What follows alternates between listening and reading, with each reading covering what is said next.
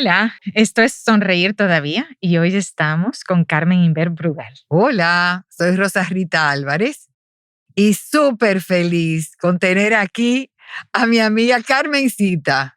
Y me encanta decirlo porque soy de las pocas amigas que ella tiene que le ha permitido que le sigan diciendo Carmencita. El que le dice así, bueno, se va a encontrar con una cara muy dura, que no sea aquella que ya ella lo haya autorizado. Y eso es porque no tienen idea de por qué ese cariño. Y es que eso viene desde mucho tiempo atrás. Recuerdo que una vez hicimos un intercambio de Girl Scouts. Y entonces un grupito de Puerto Plata y un grupito de Santiago. Y en ese campamento, pues había que levantarse temprano. Pero habíamos unas cuantas remolonas que no queríamos despertarnos. Ella se levantó como, ¿verdad? Como le dijeron temprano y fue y buscó un jarro, como decíamos en esa época, de agua y nos lo tiró arriba, un jarro de agua fría. Eso selló Y nuestra así, amistad. ¿Eso qué? Selló nuestra amistad. Selló nuestra amistad. O sea, después de decir de todo, bueno, ¿qué íbamos a hacer? Tú sabes. No había otra Así salida. es que no había otra salida. Pues nos da mucho placer tener aquí a Carmen Inver Brugal. Así es. Una Un persona honor. que ha estado desde hace mucho tiempo en los medios de comunicación, sobre todo con su programa de televisión que se llama Metrópolis y un programa de radio matutino alternativo. Y para no quedarse atrás también y estar siempre a la vanguardia y actualizada, pues ya también ha sacado un podcast.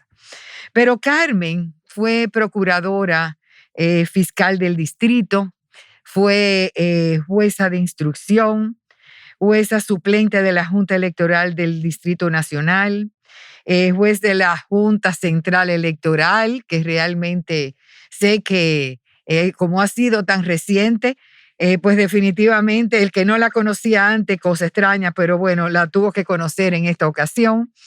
Tiene una columna en el periódico Hoy, ha sido docente en 3 universidades, autora de diversos libros, observadora de elecciones. Bueno, es todo una historia larga en términos profesionales que está sobre todo muy ligado a la profesión que hizo, que es derecho, y por supuesto también, como decía, a los medios de comunicación en la academia. Bienvenida, Carmen. Gracias por acompañarnos. Nos sentimos, como te decía, muy feliz de que tú estés con nosotras. Entrando un poco en materia, Carmen.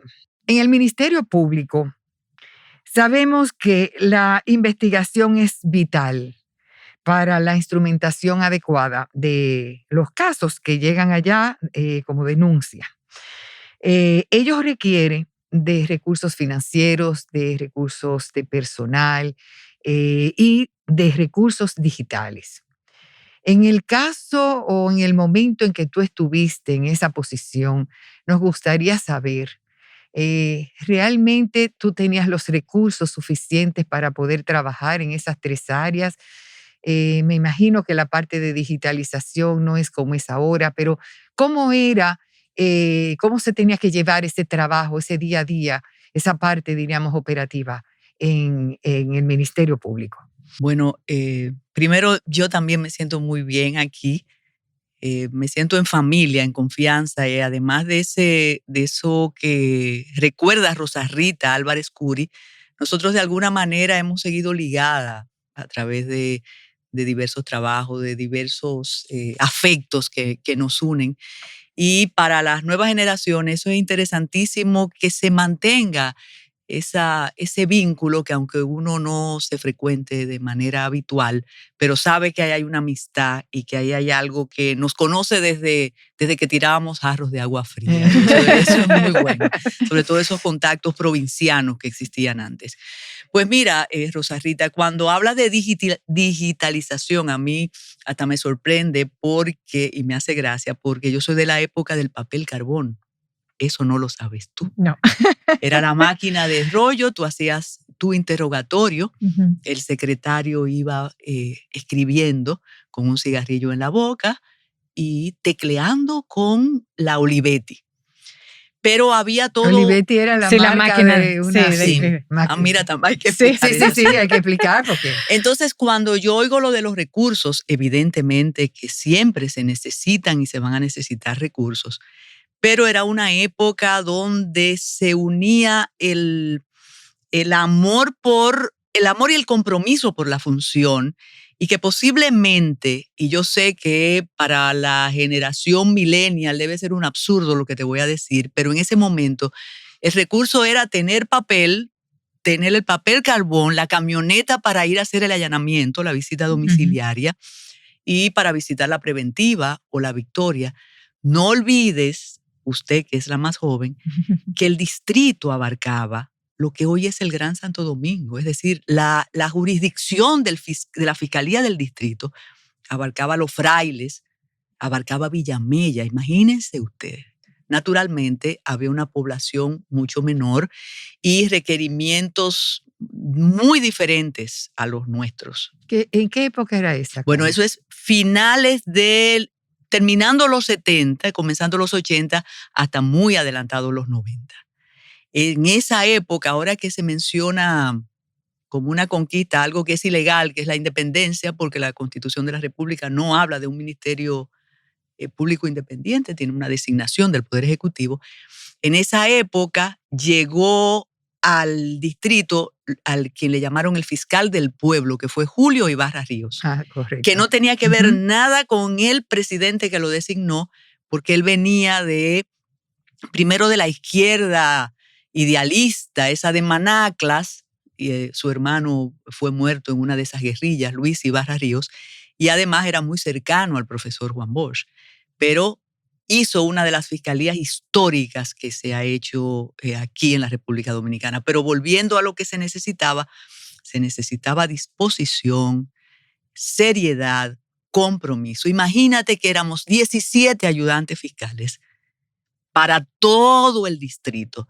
Y de repente, y eso es un aspecto de la Fiscalía de Julio Ibarra Ríos que yo no me canso de repetir y lo he escrito, él no importaba que tú fueras joven, adulta mayor, mujer o que fuera hombre. Él te llamaba a las 2 de la mañana y decía, tenemos que hacer un allanamiento, qué sé yo, en la parte norte.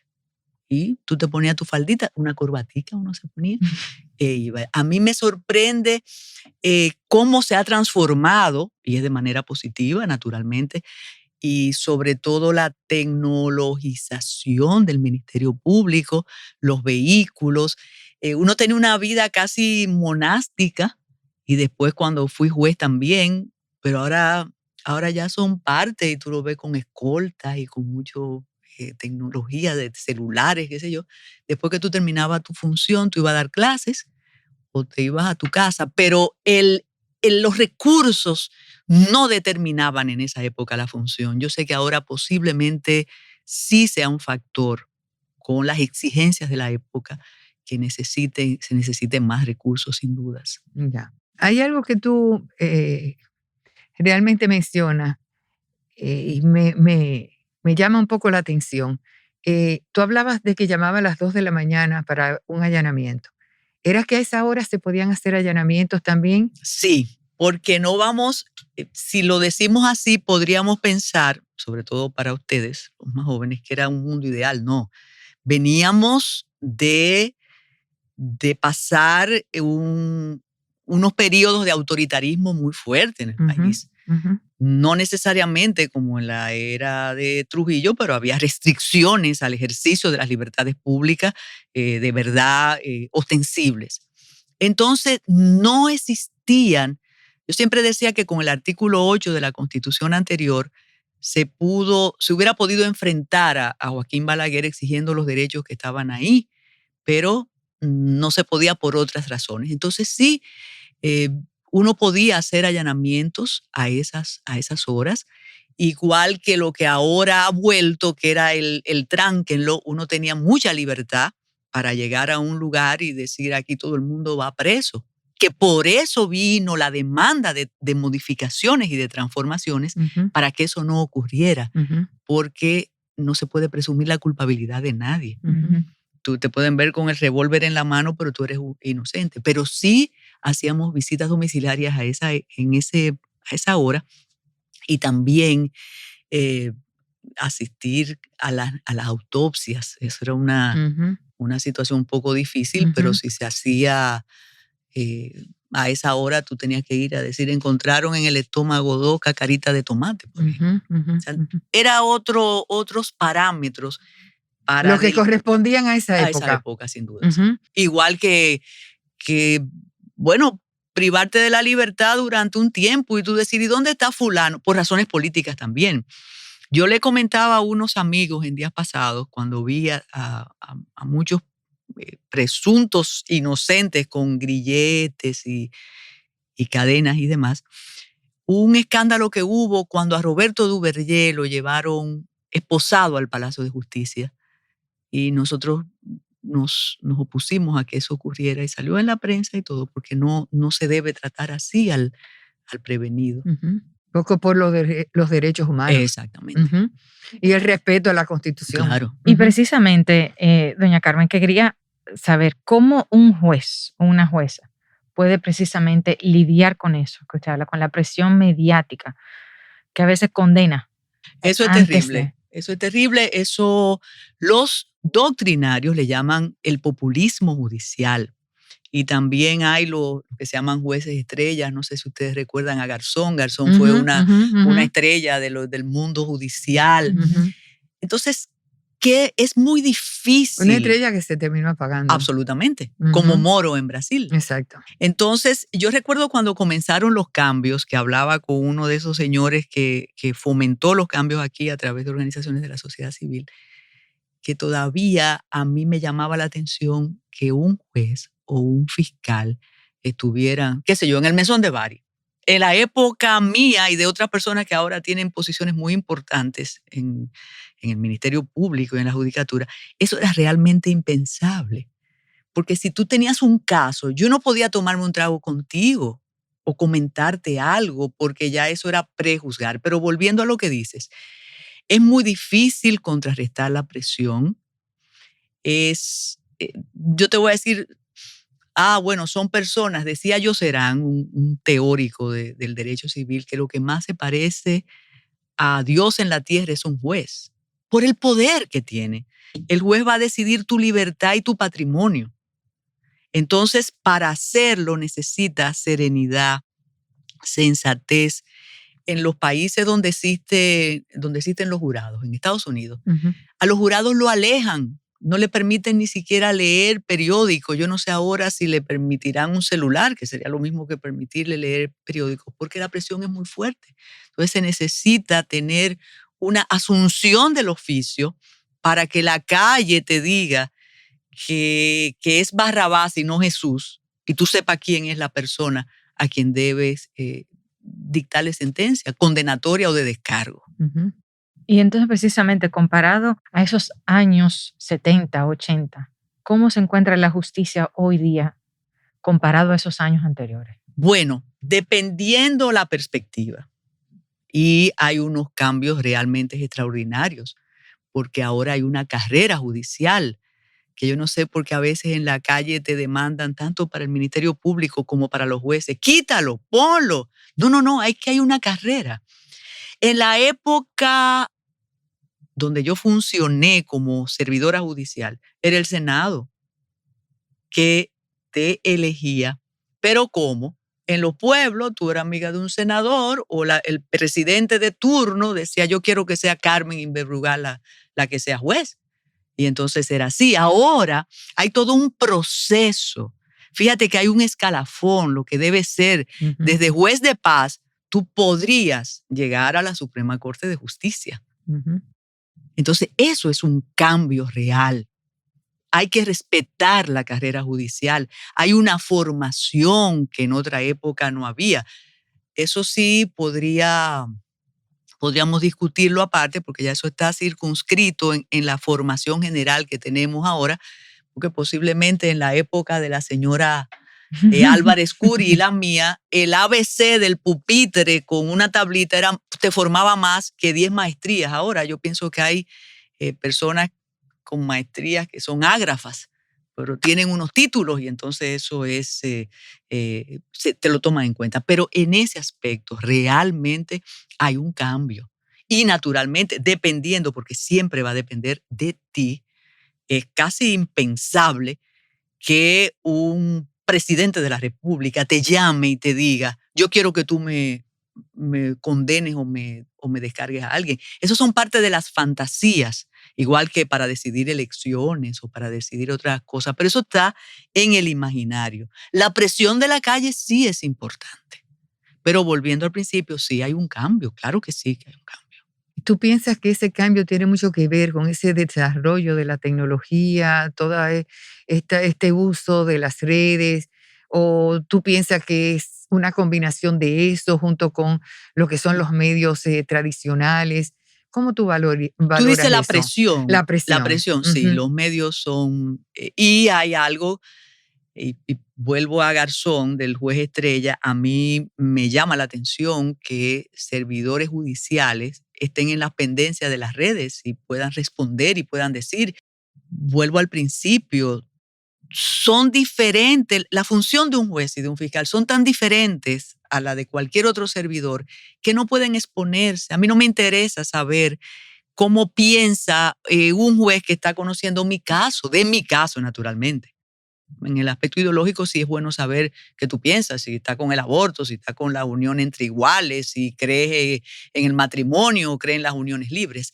Pero exponerse a, al- a lo que se cocina en las redes, en la opinión pública, para mí es fatal previo a una decisión. Eso termina haciéndole daño a la justicia, a tu Yo juicio. creo que sí. Y también, espérate, tú hablas de las redes, pero la fuerza mediática de los medios tradicionales aquí prácticamente conducen a través de un editorial la decisión de un servidor judicial. Y tú sientes que es como una espada que te da ahí. Entonces, si tú lo dices, si tú fallas en contra, te va a caer ese medio o ese poder corporativo encima, ¿no? Lo que quiere decir que los jueces tienen posiciones muy difíciles entonces hoy en día. Definitivamente. ¿Tú entiendes que es más difícil ahora que en la época tuya? Podría ser, claro, estaba lo político, si quieres, pero eso también dependía. Yo te puedo decir que yo recibía más presiones posiblemente de un abogado que quería ganarse un dinero con un auto de no al lugar o una Ya, providencia calificativa, ya. pero nunca una llamada de una Ujú, persona de allá arriba diciéndome sí o no. ujú, También hay muchos farsantes que te dicen, mira, te manda a decir el presidente que está interesado en el caso de Rosa Rita. ujú. Y también hay que ver lo que pasa en los distintos municipios. Un juez en Santiago tiene la presión de ese Claro, lugar tan claro, pequeño, o claro. de Puerto Plata, o Ujú, de Pedernales.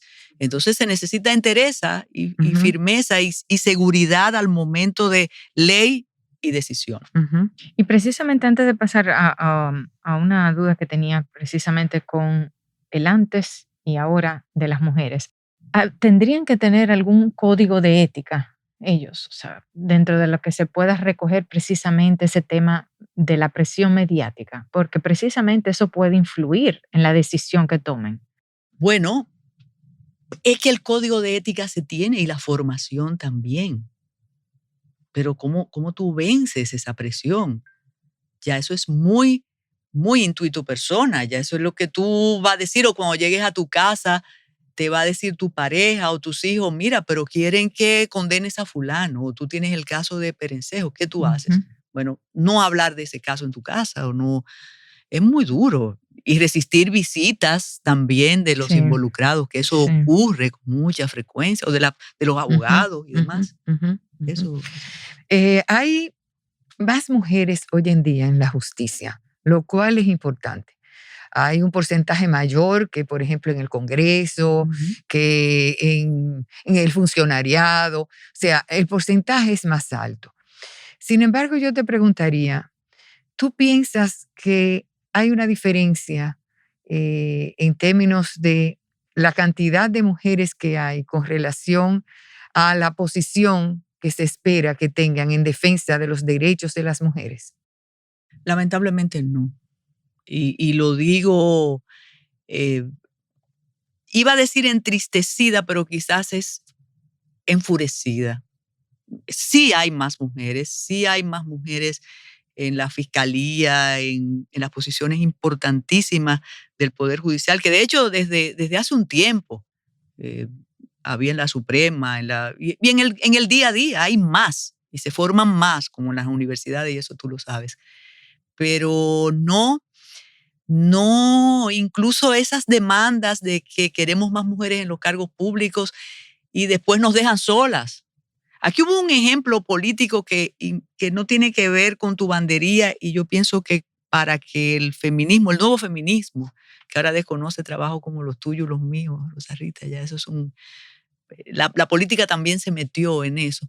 Señores, aquí hubo quizás uno de los más importantes partidos de mujeres dentro de un partido importantísimo.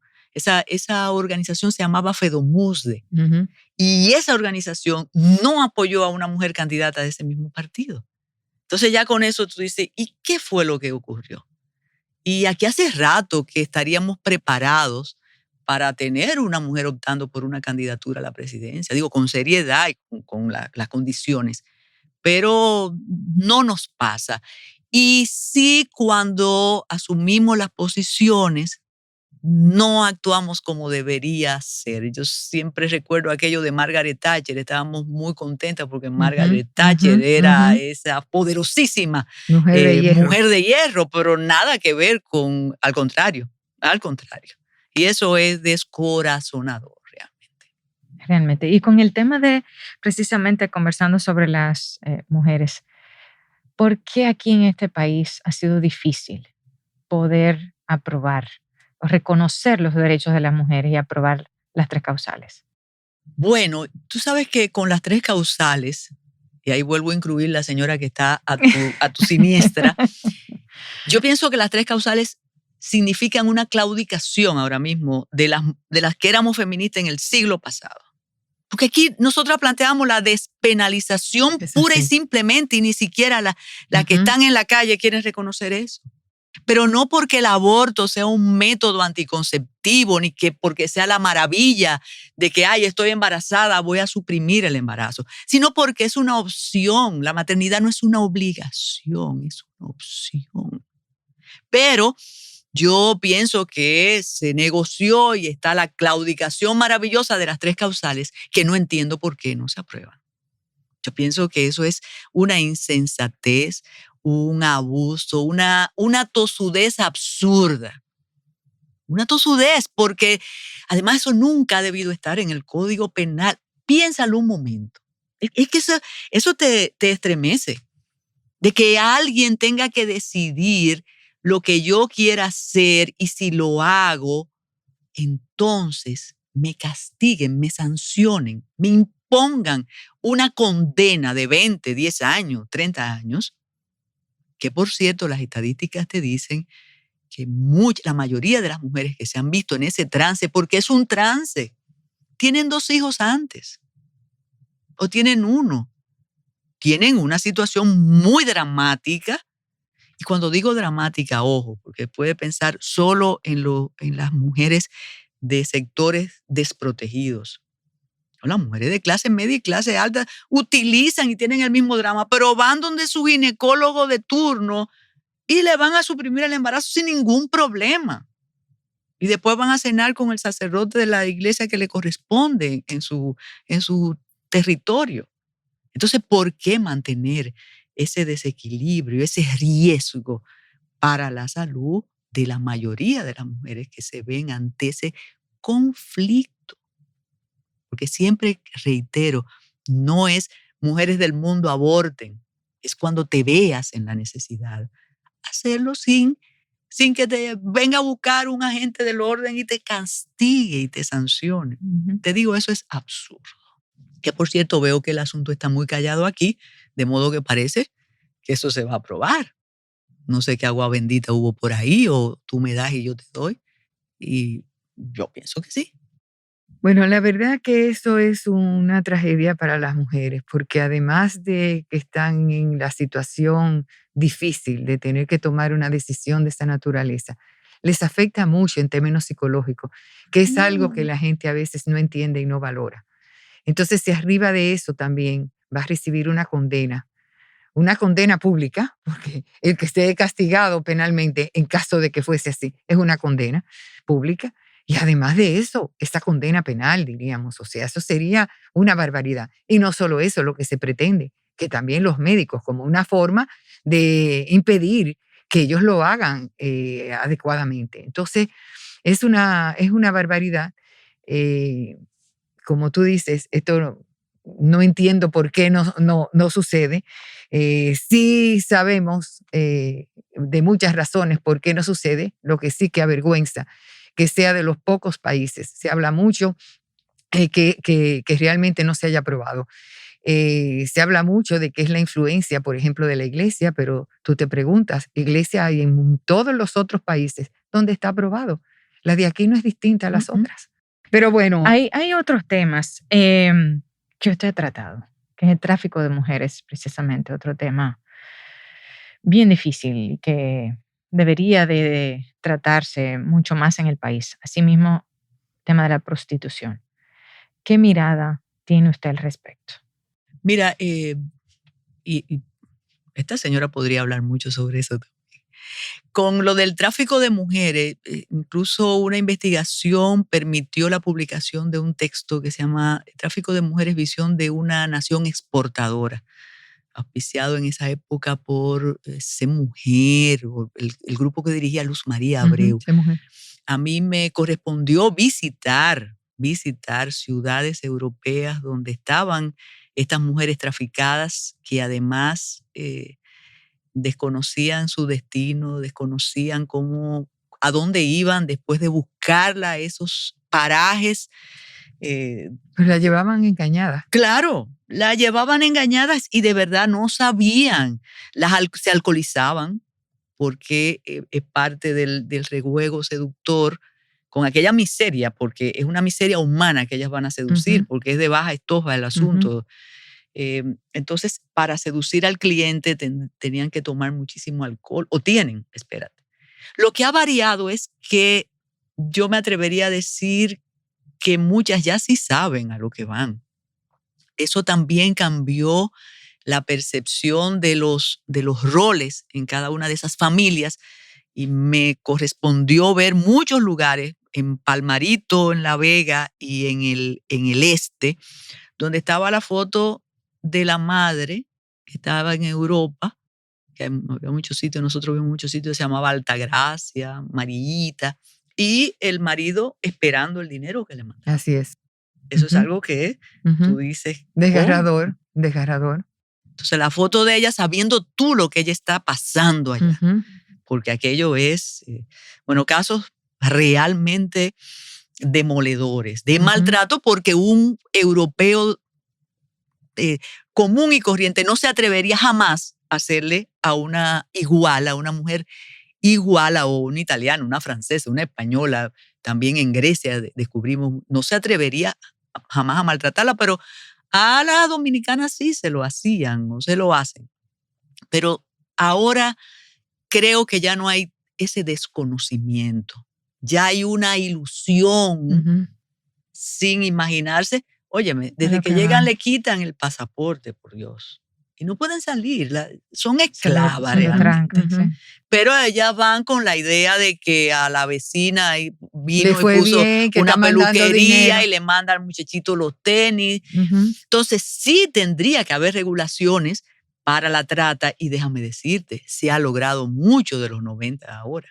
ujú. Pero es todo un entramado que incluye, bueno, hasta líneas aéreas y demás, porque Es un negocio, es un un negocio, exacto, negocio, un negocio que deja extraordinarios un negocio beneficios. humano. Ujú, Con la prostitución, que a veces hay como olas, que hay olas para muchas cosas, somos surfistas institucionales.